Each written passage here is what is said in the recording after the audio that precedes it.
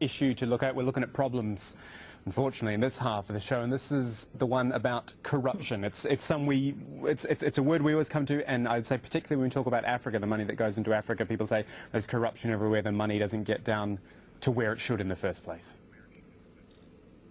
Sure. Again, you have to point to the global banking system, and what keeps the global banking system afloat is what Gordon Brown himself called the shadow banking system. So the world has an approximate GDP of $60 trillion.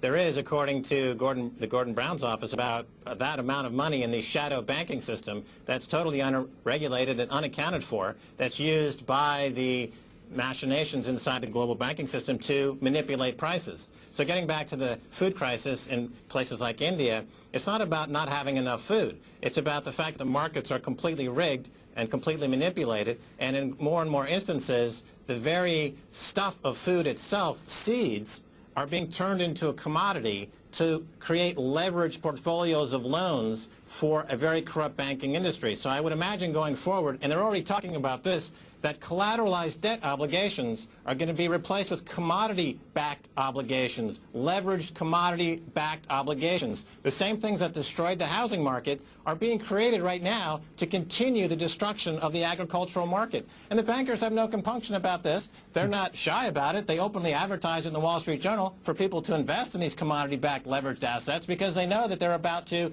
undergo another phase of imperial conquest of the world's so-called developing nations. I don't know why they call them the developing nations. They're the ones with all the resources. They should be called the king nations.